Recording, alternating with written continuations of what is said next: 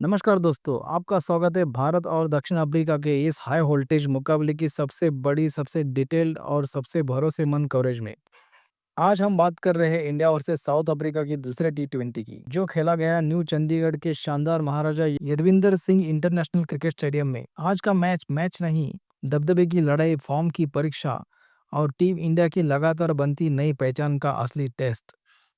पहला मैच भारत ने 101 रन से जीता था। दूसरे मैच में जीत मतलब सीरीज जेब में। दूसरे मैच में हार मतलब दक्षिण अफ्रीका की जोरदार वापसी। यह स्टेडियम नया, 38,000 की क्षमता, खड़ी भीड़, आवाज इतनी कि गेंदबाज का दिल भी धक धक करे। इस पिच की ऐसी खासियत है कि सतह सख्त है, बल्ला अच्छे से आता है। नई गेंद में थोड़ा सा सी मूवमेंट, स्पिनर्स को बाउंस मिलता है। होश आने पर दूसरी पारी आसान हो जाती है।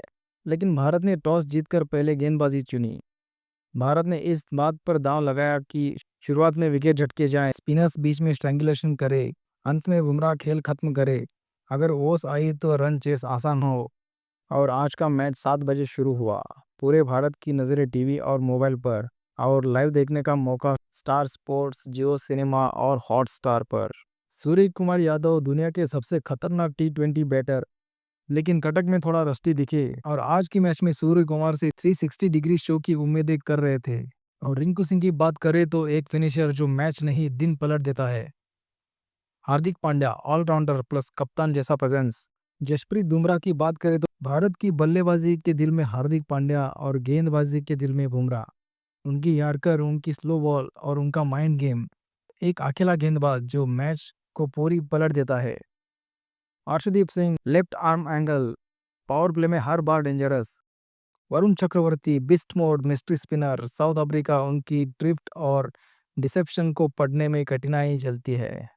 और हार्दिक पांड्या मिडिल ओवर्स में हिट द डेक गेंदबाज, बाउंस जबरदस्त रहता है। तो दोस्तों, आज भारत और दक्षिण अफ्रीका के बीच दूसरा टी20 मुकाबला हुआ। लेकिन यह मुकाबला एक मैच नहीं, यह था एक मनोबल, रणनीति, बदलाव और बदले की कहानी। क्योंकि कटक में भारत ने दक्षिण अफ्रीका को 101 रनों से धूल चटाई थी। और आज दक्षिण अफ्रीका कहीं ज्यादा गुस्से में दिखाई थी। मुल्लनपुर का यह नया, आधुनिक और तकनीकी रूप से शानदार स्टेडियम पहली बार इतने बड़े आयोजन का हिस्सा बना है। रात में हल्की सतह की नमी, स्क्वायर बाउंड्री छोटी, स्ट्रेट बाउंड्रीज थोड़ी लंबी, लेकिन आउटफील्ड बहुत तेज। पहले 6 ओवर बैटिंग के लिए आसान, 7 से 12 ओवर स्पिनर्स के लिए मदद, 13 के बाद फिर से हिटिंग पैराडाइज। भारत इसी वजह से गेंदबाजी करना चाहता था। लेकिन साउथ अफ्रीका ने जो किया, उसने सब कैलकुलेशन बिगाड़ दिए। लेकर आते हैं जसप्रीत बुमराह। बुमराह ने ऑफ स्टंप के बाहर लेंथ आजमाई, लेकिन डिकॉक ने शुरुआत में ही संकेत दे दिया, मैं अभी रुका नहीं हूँ। पहले ओवर में 2 बाउंड्रीज, साउथ अफ्रीका 10 रन पर 0 विकेट। दूसरा ओवर अर्शदीप सिंह। अर्शदीप की परफेक्ट स्विंग, एक शानदार out swinger. Hendricks beaten 3 times, लेकिन आखिरी गेंद पर हैंड्रिक्स ने स्क्वायर लेग के ऊपर से छक्का। अफ्रीका का स्कोर 19 पर 0। तीसरा ओवर लेकर आते हैं बुमराह। डिकॉक ने बुमराह को मिड विकेट पर फ्लिक करके बाउंड्री मारी। यह शॉट कॉन्फिडेंस का सिंबल था। साउथ अफ्रीका का स्कोर 29 पर 0। चौथा ओवर लेकर आते हैं हार्दिक पांड्या। हार्दिक ने मैदान पर आते ही शॉट ऑफ लेंथ गेंद फेंकी। डिकॉक ने स्क्वायर कट पर छक्का।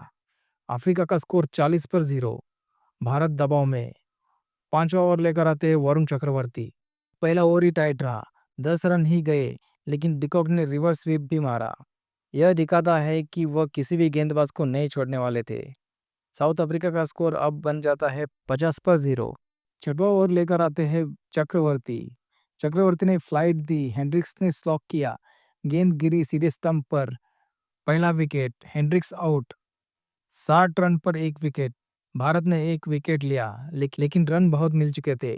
7वां ओवर से लेकर 13वें ओवर तक डिकॉक ने भारतीय गेंदबाजी को पूरी तरह चीर दिया। 7वें ओवर में डिकॉक का लॉफ्टेड कवर ड्राइव। 8वें ओवर में वरुण को स्लॉग स्वीप। 90वें ओवर में अर्शदीप को पुल शॉट। 10वें ओवर में अक्षर पर बैकफुट पंच। 11वें ओवर पर हार्दिक पर स्ट्रेट छक्का। और 12वें ओवर में बुमराह की स्लोअर बॉल को पढ़कर चौका।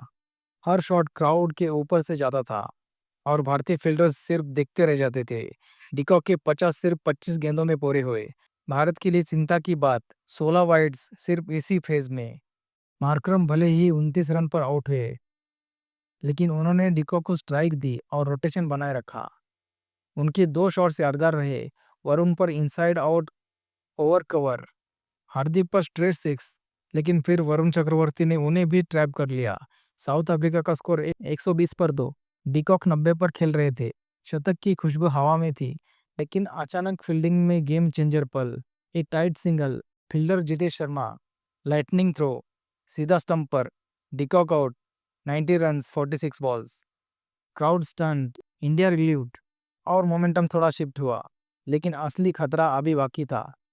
14 ओवर से 20 ओवर तक अफ्रीका ने लिटरली मैच बदल दिया।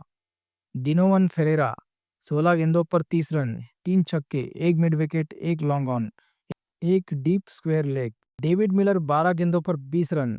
मिलर ने स्टाइलिश बाउंड्रीज निकाली और स्ट्राइक रोटेट करते रहे। फेरेरा प्लस मिलर 32 गेंदों पर 52 रन। डेथ ओवर्स में भारत ने 6 ओवर में 65 प्लस रन दे दिए। वरुण एक्सपेंसिव, हार्दिक एक्सपेंसिव, अर्शदीप इनकंसिस्टेंट और बाउंसर्स बिल्कुल काम नहीं आए। भारत ने मैच में कुल 22 एक्स्ट्रा रन दिए, उसमें से 16 वाइड बॉल्स सबसे महंगी साबित हुई। टी20 में एक्स्ट्रा मतलब एनिमी टीम को बोनस रन्स देना। लग रहा था 180-150 ही जाएगा, लेकिन डेथ ओवर्स ने सब बदल दिया। साउथ अफ्रीका ने पोस्ट किया 213 रन, रन रेट 10.65 और भारत के सामने स्कोर बचा था 214 का पहाड़। दूसरे इनिंग में अभिषेक ने आते ही इरादा बता दिया। पहले ओवर में बैकफुट पंच, कवर ड्राइव और एक क्लासिक चौका। उनकी 8 गेंदों पर पारी छोटी थी, लेकिन बेहद आक्रामक। टीम इंडिया बिल्कुल वैसा ही स्टार्ट चाहती थी, लेकिन मैक्रो जॉनसन की थोड़ी बाहर जाती गेंद को अभिषेक ने हवाई शॉट में बदला। शॉट शानदार था, टाइमिंग अच्छी थी, लेकिन फील्डर वहां खड़ा था। डिकॉक ने आसान कैच पकड़ा। इस विकेट के साथ भारत की रन रेट भले ऊंची रही, लेकिन सेटल ओपनर की कमी तुरंत महसूस होने लगी। उसके बाद आ गए शुभमन गिल। मानसिक दबाव प्लस फॉर्म की लड़ाई। ये वो विकेट था जिसने पूरे स्टेडियम में सन्नाटा फैला दिया। गिल को मिल रहा लगातार मौका आज फिर सवालों के घेरे में आ गया। पहली गेंद, लुंगी एनगिडी की पेस और बाउंस, शॉट खेलने की जल्दबाजी और कैच चला गया रिजा हेंड्रिक्स के हाथ में। ये सिर्फ एक विकेट नहीं था, ये उन सभी विवादों की अग्नि परीक्षा थी जिनका सामना गिल पिछले कुछ महीनों से कर रहे थे। क्या उन्हें ज्यादा मौके मिल रहे हैं? क्या वो टी20 खेलने की टेक्निक में फिट होते हैं? क्या ये दबाव उनके खेल को खा रहा है? इस जीरो ने भारत की रन चेस को मानसिक तौर पर बहुत नीचे गिराया। उसके बाद आ गए अक्षर पटेल। स्थिरता की कोशिश। अक्षर पारी को संभलने आए। उनका रोल था विकेट ना देना, तिलक या स्काई को सेट होने का समय देना। अक्षर ने 21 रन जरूर बनाए, लेकिन उनका स्ट्राइक रेट परफेक्ट नहीं था। बैट्समैन ने ऑफ स्टंप के बाहर गेंदें फेंककर अक्षर को ड्राइव खेलने पर मजबूर किया और उसका परिणाम रिजा हेंड्रिक्स ने कैच पकड़ा।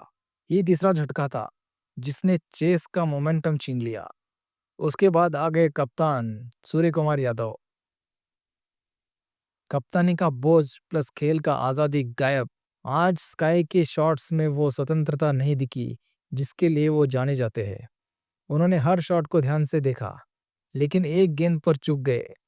मैक्रो जॉनसन ने उन्हें बाउंसर फुलर मिक्स के जाल में फंसाया। स्काई ने बड़ा शॉट लगाया और फिर से वही डिकॉक का कैच। ये बड़ा मोड़ था। क्यों? क्योंकि स्काई को देखकर बाकी बल्लेबाज अपना टेम्पो सेट करते हैं। उनके आउट होते ही भारत की रन रेट, आत्मविश्वास और चेस तीनों नीचे गिर गए।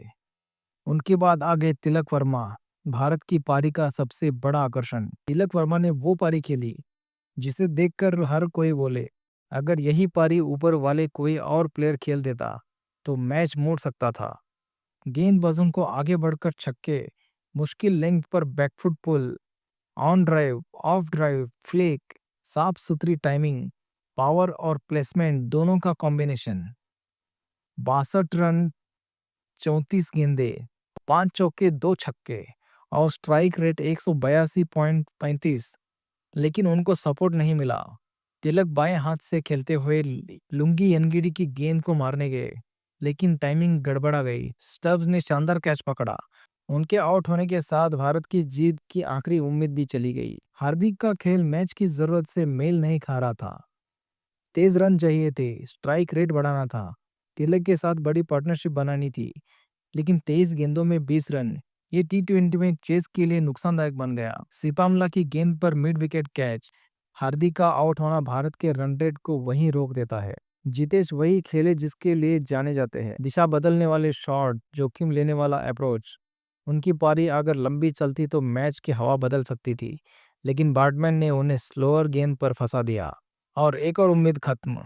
उसके बाद 8 नंबर पर आते शिवम दुबे। आज दुबे बिल्कुल फ्लॉप रहे। बैट्समैन की गेंद अंदर आई और स्टंप उखड़ दिए। दुबे से टीम को बड़े बड़े छक्कों की उम्मीद थी, लेकिन आज वो नहीं चले।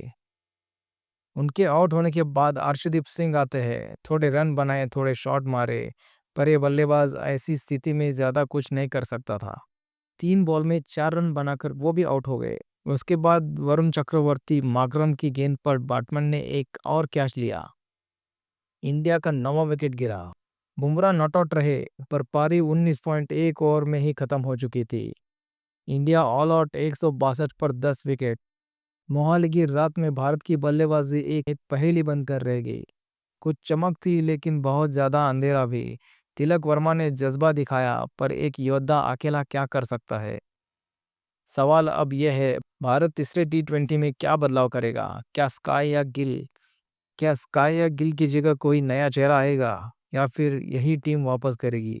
आपको क्या लगता है? हमें कमेंट में ज़रूर बताएं। मिलते हैं नेक्स्ट वीडियो में।